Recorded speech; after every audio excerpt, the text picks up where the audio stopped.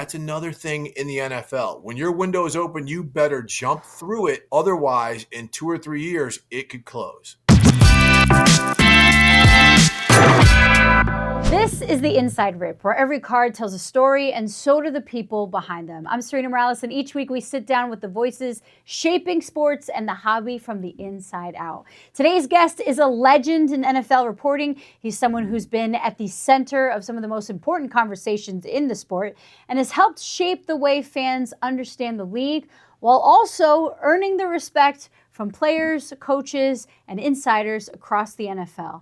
Steve Wyche, it is truly an honor to call you my friend, and I love that you're joining us today. Serena, I'm so glad to be on the show with you. It's been a minute. We had a great time when you were out here in LA doing the Rams. I'm so proud of you doing this, so thank you so much for having me on. Yeah, and we want to bring in now my friends from the sports world into the hobby. We're going to have this conversation about how sports and hobbyists sort of align more than we realize. Mm-hmm. And we'll start with two very interesting teams. The Bears finished their season last year, 5-12.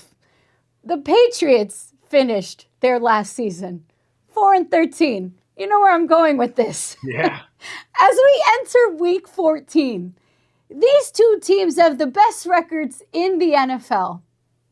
What can you help collectors in the hobby, people who are investing in cards and players, understand about failing teams before they hit their stride?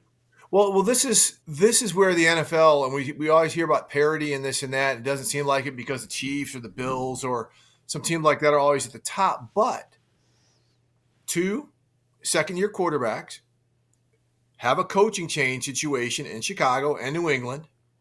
Their front offices remain the same, but now they have the freedom to spend all of the salary cap money, right? So what do both teams do? They invest in protecting their quarterback. The Bears go out and they sign all these offensive linemen who are playing great. The Patriots go out and they fortify both their offensive and defensive lines. They draft on the offensive line and they build up people to protect their quarterbacks. So now both teams get to play fourth place in their division schedules, right? So they don't play the toughest schedules, even though it's not the easiest of schedules, right? So let's factor that in. Yeah. They've got leaders now with new head coaches who are geared in New England. They're wrapping arms around the culture, right? They're fortifying the building. And in Chicago, you have a play calling, play designing head coach to figure out the strength of their offense. And it's worked. At the same time, some of these powerful teams that have been sitting on top for a couple years, that window is closing and maybe a little bit quicker than we realize. And that's another thing in the NFL. When your window is open, you better jump through it. Otherwise, in 2 or 3 years, it could close. That's interesting. While we're on that topic, when you talk about windows, quarterbacks are probably the focus there, right? Mm-hmm. And they are often the biggest chases in the hobby. Young ones, specifically because people want to invest long-term in a player's growth, right? So let's talk about a guy like Bryce Young, because his performance on the field has improved this season. Yes. Yet his card market is down. I looked, 55% since the beginning of this season. You look in comparison, J.J. McCarthy's card price has been less affected despite his underwhelming performance this season. I think this is an example of where people in the hobby reflect the general public's feelings towards these players.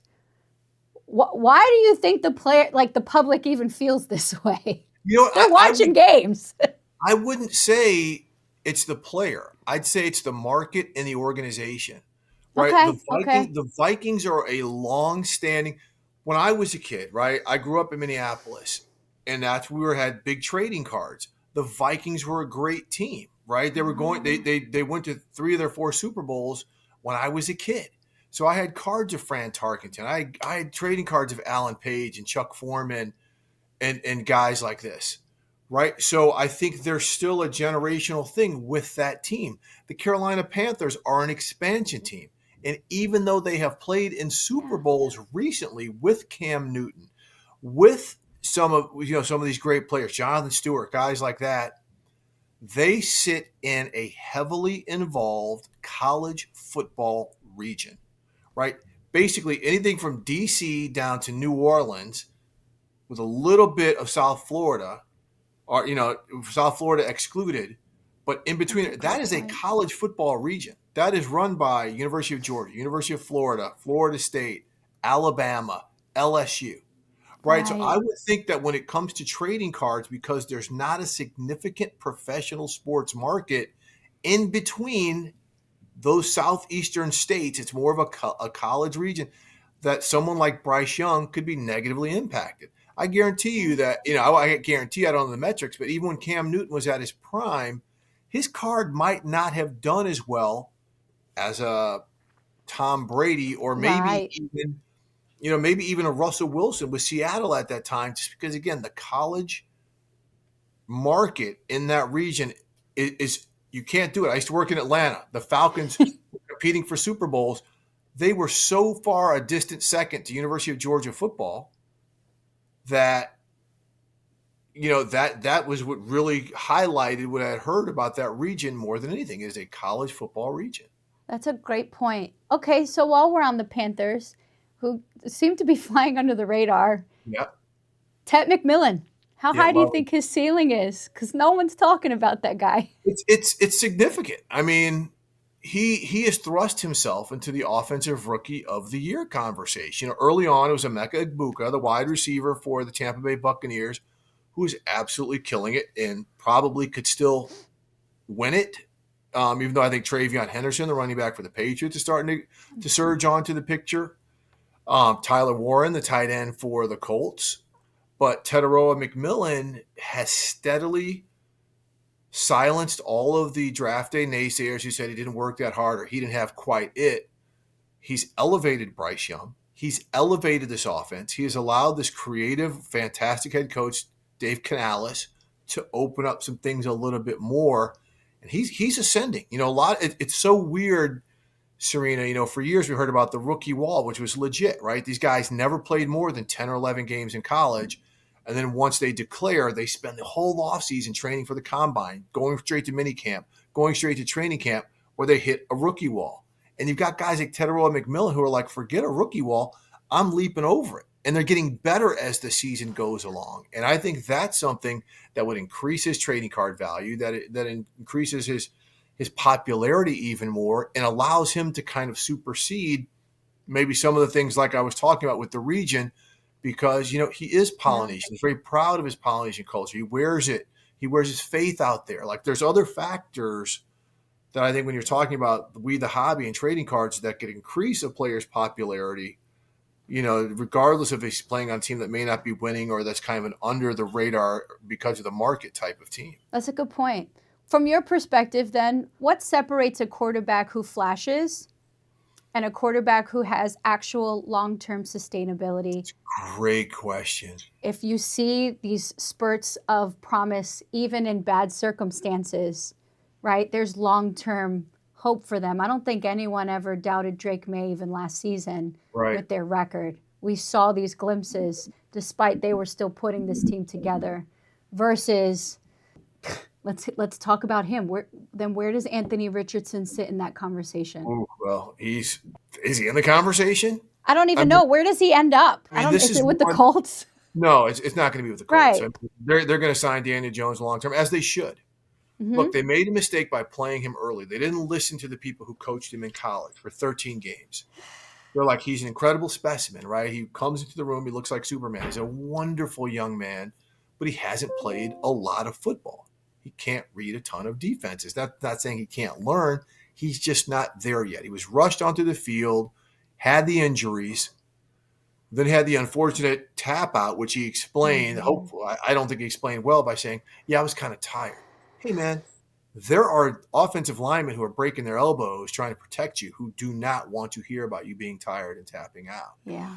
So I think that kind of really set things back. And then the injury again. So I think he's somebody who's got to resurface. Maybe he's one of these guys like a Sam Darnold who goes into a different situation. Not saying it's not healthy for him in Indiana, because Shane Steichen is a great coach.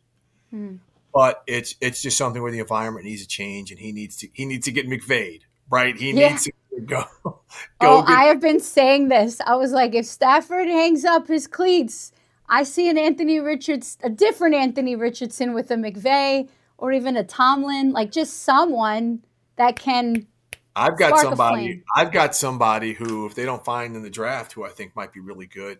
Yeah. Can you? Davis Mills. I Yeah. think if Davis Mills, who's got a Okay. ton of talent, who showed with the Houston Texans Right. this year, and he's shown it before, even in losing situations, he can play this game a little bit. And it's hard to just come in and out. Like it ain't easy to be a backup quarterback and then come No, in. Yeah. no. And so I like that. here, I got an interesting one for you. Okay. All right. What about Jackson Dart?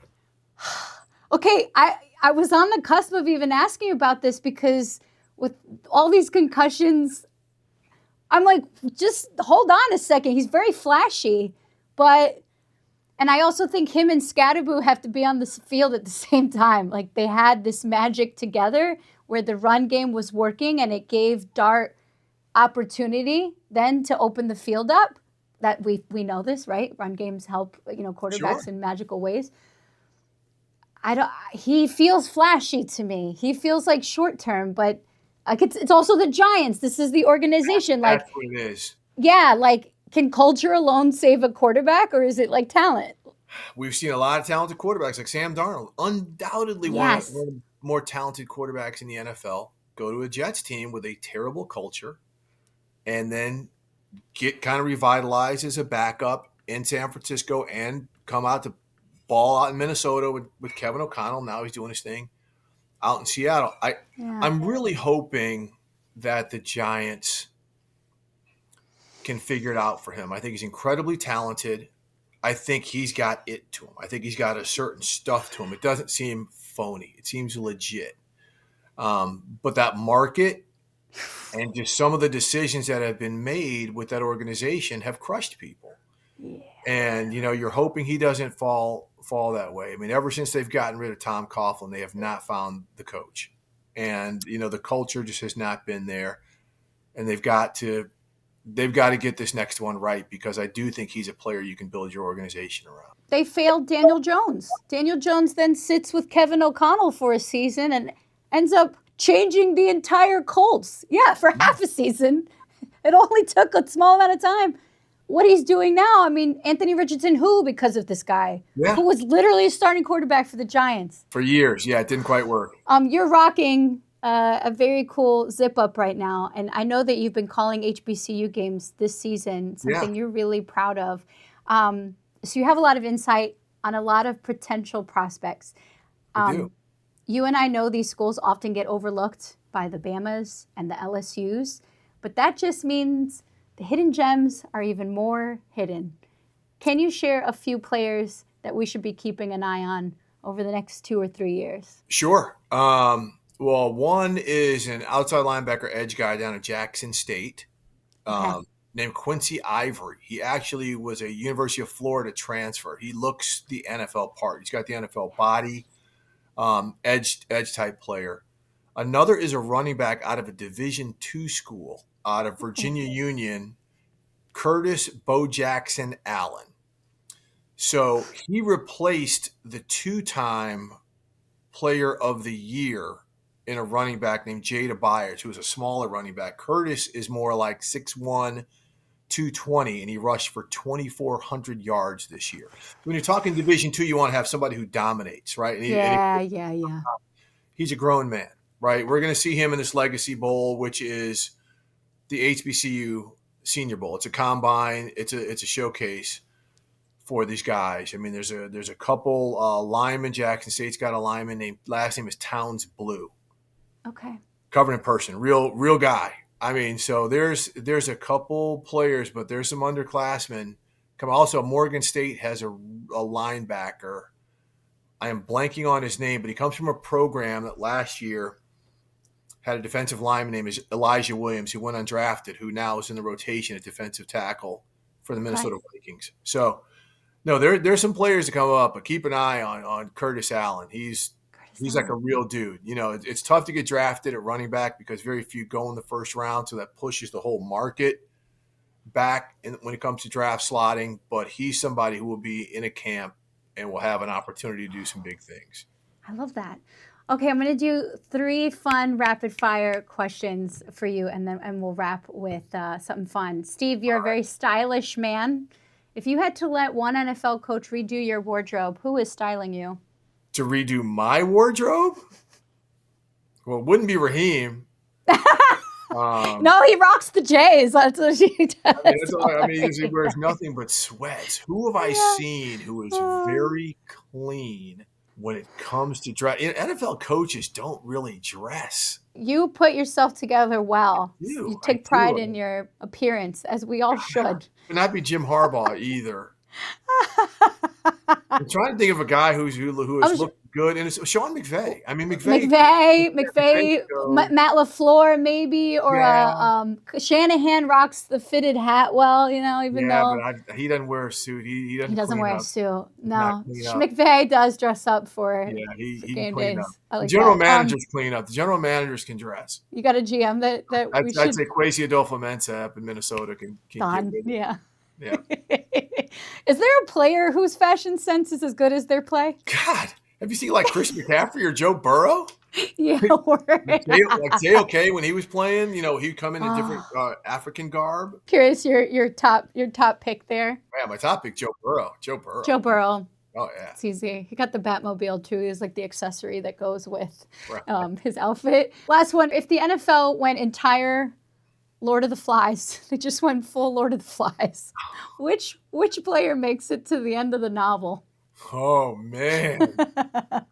Now you're going like dark, because you got to be like really dark. Who's survival of the fittest? And Myles Garrett makes the top 1 or 2. Okay. He's a super nice guy, but I don't think anybody can wrangle with him. But it's got to be like a D tackle or just like the nastiest O lineman. Quinn Miners. Oh, okay. Nasty dude. I'm just trying to think of some super grimy guys. These are like really, really good questions, because football players, people don't understand where they have to take themselves mentally to play, to entertain us every Sunday is a different place. Like there's some very dark individuals, and the pockets they have to go to. I'll leave it at Myles Garrett, and who else did I say? The offense Miners for the Broncos. Miners, yeah, there you go. Okay. I'll leave it at those 2 for now. Those 2 duke it out at the end. Okay. Finally, I want to emphasize the we and we the hobby. You mentioned very briefly that you collected cards. Did you collect cards? Oh yeah. I was a big collector. Really? Oh my gosh. Mainly baseball cards. Like I grew up a huge Vikings fan, so I always had all the Frank Tarkenton cards and Chuck Foreman, my favorite player. Sweetness, of course, with Chicago. But baseball, man, Rod Carew, Tony Oliva, Tony Gwynn, all the Cardinals, Ozzie Smith, Tommy Herr, Keith Hernandez before he was a Met, Darryl Porter, Bob Forsch. You know who my favorite guy is. I already told you. You did. Open up that box that I sent you. Okay, so what do we have here? So my favorite player, and I got the nickname in high school. There he is. Thank you so much.